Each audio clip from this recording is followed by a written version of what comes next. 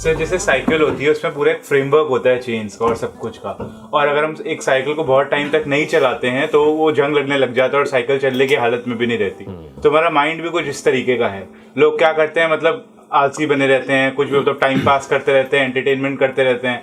तो उससे क्या हो रहा है, उससे माइंड की हमारी एक्सरसाइज नहीं हो रही है, माइंड उसी जगह पर है। तो धीरे धीरे धीरे धीरे कुछ टाइम के बाद माइंड में जंग लगने लग जाता है और मतलब माइंड हमारा वर्क करना बंद कर देता है। Excellent point. और मैं यहाँ पे एक चीज और ऐड करूंगा, सिर्फ माइंड में नहीं बॉडी में भी जंग लगने लग जाता है। And body and mind are not two separate things, this is interconnected.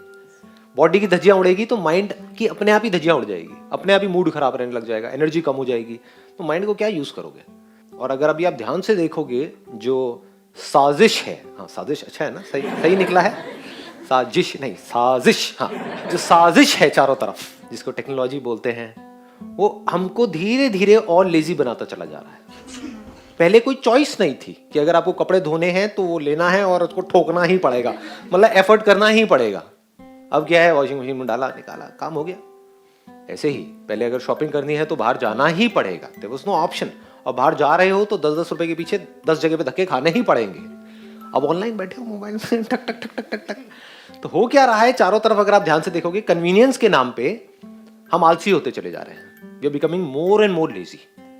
इसको ध्यान से समझो, because this is need of the hour. Problem क्या है, आप लोग अचीव तो बहुत कुछ करना चाहते हो, लाइफ में करना बहुत कुछ चाहते हो, अगर बॉडी साथ नहीं देगी तो कुछ नहीं उखाड़ सकते। बॉडी में कई तरह की पेन्स हो गए, ये हो गए, वो हो गए, तो क्या करोगे?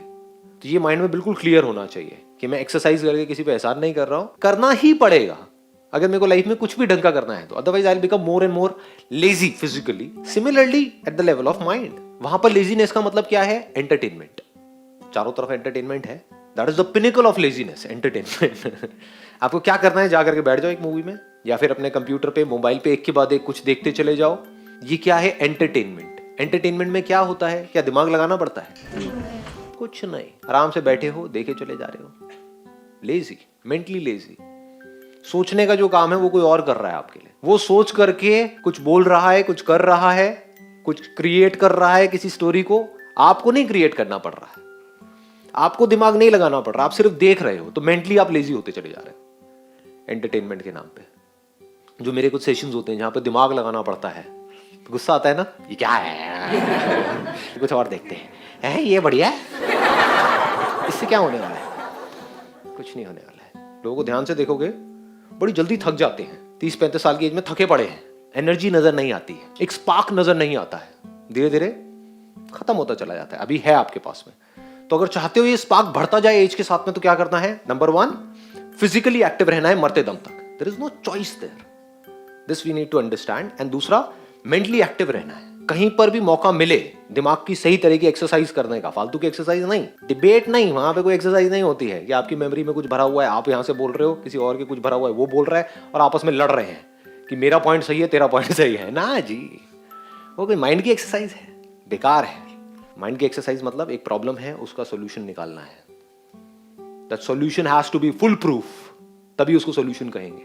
तो अगर इस तरह से आप अपने माइंड को तैयार कर दो, तो आप कोई भी काम कर रहे हो या लाइफ में कोई भी प्रॉब्लम आई तो आपका माइंड ऐसा होगा, एक सेकंड में सोल्यूशन निकल के आएगा। लोग स्टक हुए पड़े होंगे छोटी छोटी प्रॉब्लम्स में, आपके सामने बड़ी से बड़ी भी प्रॉब्लम्स आएंगी तो ऐसे आप सोल्यूशन निकाल जाओगे। माइंड को आपने ऐसे तैयार कर दिया ना शुरू से ही। तो जो आपको अपना दोस्त लग रहा है वो एक्चुअल में आपका दुश्मन है। This entertainment industry is not your friend, it's your big enemy. अगर थोड़ा सा भी जितना होना चाहिए उससे ज्यादा हो जाए, मैं नहीं कह रहा एंटरटेनमेंट बुरा है, हाँ थोड़ा बहुत ठीक है, दिन में आधा 1 घंटा, बट द पॉइंट इज अगर इससे हम एडिक्ट हो जाएं तो ये बहुत ही खतरनाक चीज है। और ये भी समझ आना चाहिए, अगर ये दुश्मन है तो दोस्त क्या है, ये हमको पता होना चाहिए कि अगर हमारी लाइफ में कोई प्रॉब्लम है, उस प्रॉब्लम को डीपली समझना और उसका सॉल्यूशन निकालना, ये जो इंटेलिजेंस आपके अंदर है, सबके अंदर होती है ना ये इंटेलिजेंस, ये आपका दोस्त है।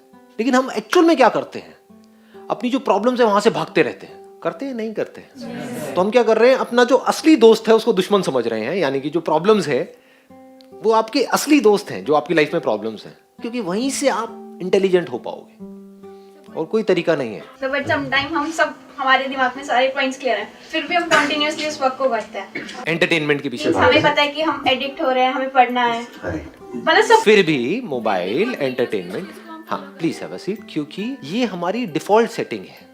देखो कोई जानवर है, जानवरों से इवॉल्व होते होते हम यहाँ तक पहुंचे हैं ना, इंसान बने हैं ना।